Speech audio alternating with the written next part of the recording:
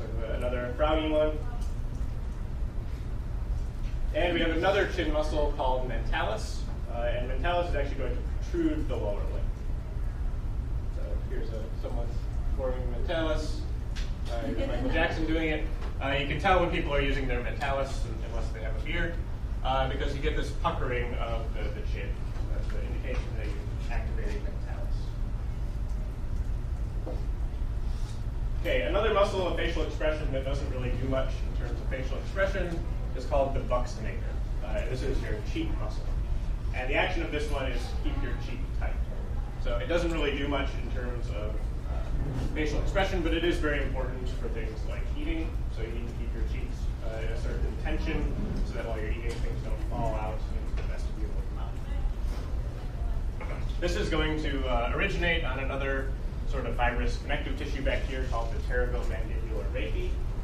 And a little later, we'll talk about the other muscle that attaches to this, which is one of the pharyngeal receptors. The buccinator is commonly called the trumpet player's muscle. So anyone that plays horns has to have good control over the cheeks because they're blowing a lot. So this is something that lures this of the cheeks spreading out. There's another one using its buccinator that's a little more relevant this year than it was last year. Bill's actually back in the news. All right, and last we have another muscle of facial expression. This one everyone who was in dissection on Monday at least has seen. And this is the platysma muscles. This is this big sheet of muscle that extends from the margin of the jaw down over the neck. This one's going to be innervated by the cervical branch. And this one will tense the skin of the neck, and it can also pull the lower part of the face down. So here's someone flaring their platysma muscle. Here's another one in here. So if you see the sides of the neck sort of flare out, this is the platysma muscle activated. This one's from a really disturbing video. If anyone's interested, there's this weird sort of spring-like contraption that someone came up with to exercise your muscles of facial expression. Anyways, so this video's out there. If you look up facial flex QVC, you'll find it. And it's really disturbing watching this woman flex this in and out of her neck. Instead of that, like a lizard.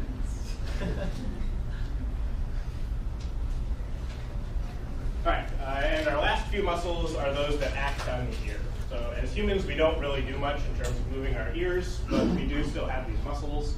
So some people can do it on command, and they're all called auricularis. So we have auricularis anterior is in front of the ear, auricularis superior is above it, and posterior is behind it. So as I said, we don't really do much with these, but they're kind of remnants from our evolutionary history. There's a lot of animals use these. So any animals that you see that actually move their ears around, that's what these auricularis muscles are meant to do. We kind of turn our heads when we want to hear things from different angles. We can no longer do cool things like this. No, I did not make a gift for that's this random cat gift from the internet. That's also not my baby cat. Okay, so that's it for muscles of facial expression and their innervation. So now we'll look at the sensory innervation of the face. So sensory innervation of the face is going to come from a different nerve, in this case, the fifth cranial nerve or the trigeminal nerve. We're talking about sensory axons here. So just like in the rest of the body, any sensory neurons are going to have their cell bodies outside of the central nervous system. So for the trigeminal nerve, there is a big ganglion that sits just outside of the brain in the trigeminal impression, or the trigeminal fossa, that many of you identified on the quiz. And then from here, we'll have branches spreading out to the rest of the face. So the trigeminal derives its name from the fact that it has three main parts. So trigeminal would mean three twins, which is kind of a weird expression, but there are three main parts, so there's three twins. Since these are all derivations of cranial nerve 5, a lot of times branches of the trigeminal will be given with V and then a subscript number. So V1 will be the first division, and it's also called the ophthalmic division or the ophthalmic nerve. So our trigeminal ganglion sits in the which cranial fossa? Middle cranial fossa. And so we need to get out to the face. So the ophthalmic division will exit out of the cranial cavity through the superior orbital fissure. It'll go through the orbit, and then it'll send branches out to the face. B2 is the maxillary division, or maxillary nerve. And that's going to exit through foramen rotundum. From there, we'll enter into everyone's favorite space, the pterygopalatine fossa. It'll give off a bunch of branches, but a main branch will continue forward through the inferior orbital fissure to get to the face. And our third one is the mandibular division, or V3. And this exits out foramen ovale. From here, it gets into the infratemporal fossa, and then it can spread out from there. So here's a diagram showing cutaneous innervation. You'll see these three here are our branches of the trigeminal nerve.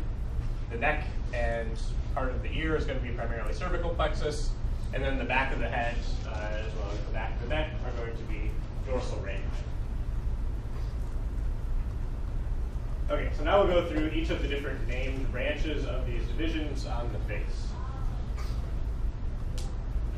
So above the orbit, we're going to have two main nerves, the supratrochlear, that's just coming out of the orbit, and the supraorbital, which is going to exit through that supraorbital notch or supraorbital foramen that you guys saw in the orbital arch.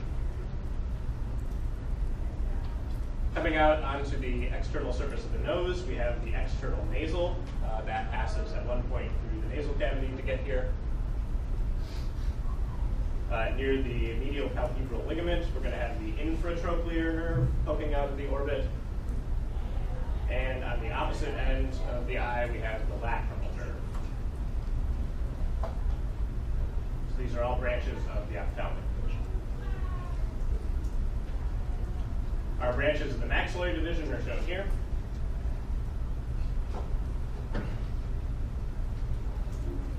So coming out a little bit inferior to the lacrimal nerve, we have the zygomaticofacial nerve, and this is going to be exiting out of that zygomaticofacial foramen that you saw in the zygomatic bone. Our biggest bundle here is going to be the infraorbital, exiting out of the infraorbital foramen. And a little bit higher, we have the zygomaticotemporal nerve coming out of the zygomaticotemporal foramen, which I don't know if we actually covered. And here are branches of the mandibular division. So in front of the ear, we have the auriculotemporal nerve. Here is that buccal nerve, not to be confused with the buccal branch of the facial nerve. And on the chin, we have the mental nerve that's going to be exiting out of that mental foramen. So all of these are ultimately coming from the infratemporal fossa. The mental foramen is going to take a little bit more complicated path to get out. And for completeness sake, we'll fill in our non-cranial nerves adding in here. So for our cervical plexus one, we have our great auricular that we should have seen in dissection the other day, as well as our lesser occipital. And then doing the back of the head was that greater occipital nerve that we saw way back in the very beginning of the course. Okay, we'll finish up with blood supply and drainage. So blood supply to the face is going to come from branches of both the internal and external carotid. So since we have two main blood sources, there's going to be some anastomotic connections between these blood sources. Veins are ultimately going to drain into the external and internal jugular veins. And again, there's going to be varied anastomotic connections. And the venous drainage of the face is very important because some of these veins connect to deep drainage that goes into the cranial cavity. So there are instances where you can get a superficial infection in your face that can spread into the brain region. All right, so arteries. So first we're going to talk about branches of the internal carotid. So here's our common carotid down there, and that will split into the external and internal carotid. And if you remember from Dr. Fliegel's lecture the other day, there are no branches of the internal carotid before it enters into the cranial cavity. So our arteries that we're going to get on the face, ultimately from the internal carotid, are after that's passed into the cranial cavity, and then it will extend out of the cranial cavity again. So here we have the supraorbital and supratrochlear arteries. These are going to be closely associated with those supraorbital and supratrochlear nerves. And then running down to the bridge of the nose, we have the dorsal nasal artery. So this is it in terms of blood supply to the face. That's coming from the internal carotid. Everything else is going to be from branches of the external carotid. Draw in all of our branches here. So here's our external carotid. Here's an artery that you should have seen on Monday, the facial artery that you saw coming down around the edge of the mandible and running deep to the submandibular gland. We talked about the occipital artery the other day, and again, this is one you saw at the very beginning of the class on the back of the head, but this is ultimately a branch of the external carotid. Behind the ear, we have another posterior auricular thing. We have the maxillary artery, which we can't really see here because this is going to run deep into the intertemporal fossa. And then this one that extends farther up is the superficial temporal artery. So our external carotid ends by bifurcating into the maxillary artery and the superficial temporal. All right, so looking just at the facial artery, there it is. So a series of named branches here. One, the branch that runs underneath the lower lip, which is the inferior labial. One that runs above the upper lip, which is the superior labial. One that will run across the nose, called the lateral nasal. And then we have the angular artery coming up here towards the angle of the eye. Our superficial temporal also has a number of named branches. Carotid. Okay. So running transversely across the face, we have the transverse facial artery. And then we have this big split up the top. One branch will run towards the frontal part of the skull, called the frontal branch. And one part will continue more straight up towards the parietal part, which will be the parietal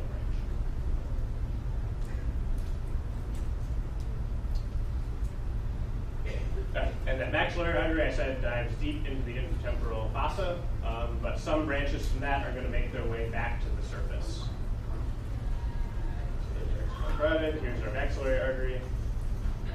The mental artery that will come out of the mental foramen in the lower jaw is a branch of the maxillary artery, and the infraorbital artery that's coming out the infraorbital foramen is a branch of the maxillary artery.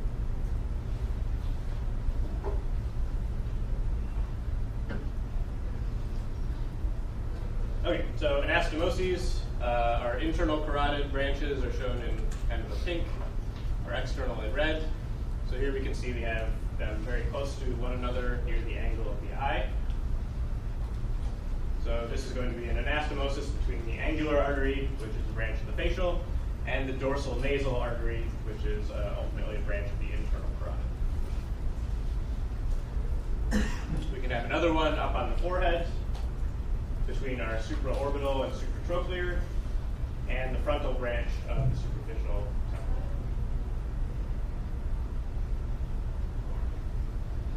Okay, so veins. First, our tributaries of the internal carotid. So these are going for internal jugular. So sort of similar to our branches of the internal carotid that pass through the cranial cavity and come out. These are going to be veins that drain into the cranial cavity to get into the internal jugular.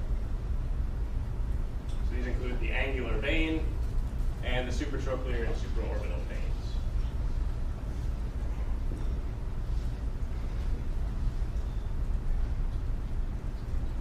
So the rest of our veins are going to drain directly into the external jugular or into the internal jugular in the neck.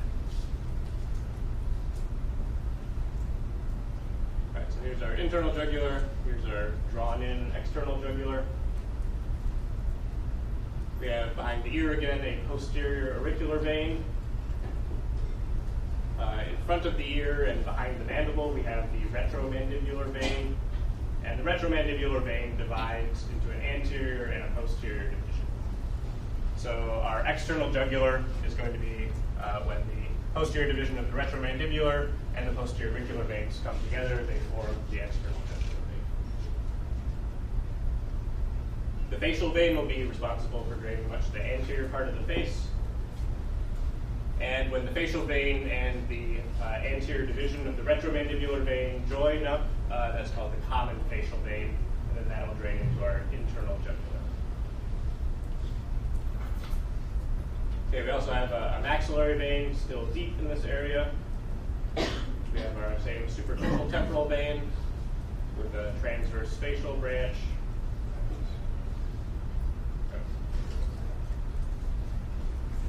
Okay, so more anastomoses. So here we have anastomosis in that same general area near the angle of the eye.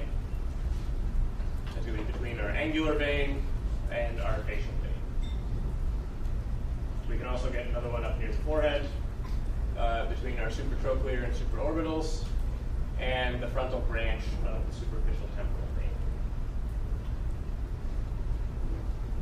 And we can have another anastomotic connection here with a vein that is in no way related to a similarly named artery called the deep facial vein. So this is going to be coming from the facial and draining into a deep structure called the pterygoid plexus.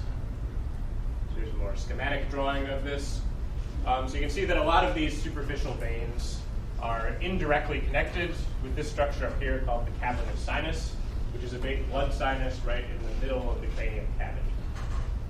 So this means that if we have some sort of superficial infection, particularly in this area around the eye and nose, it can drain deeply through the superior ophthalmic vein or the deep facial vein and ultimately get up into this cranial cavity in the cavernous sinus. So a big issue with this is a lot of times these infections get trapped in the cavernous sinus, leading something called septic thrombosis. So this will get a blood clot formed in the brain from an infection somewhere else in the face. And these anastomotic connections allow this transmission of infections from the face or other parts of the skull to get into the cranial cavity where they become seriously life-threatening. So this is important for you guys in that dental abscesses of the upper dentition can ultimately drain up into that cavernous sinus.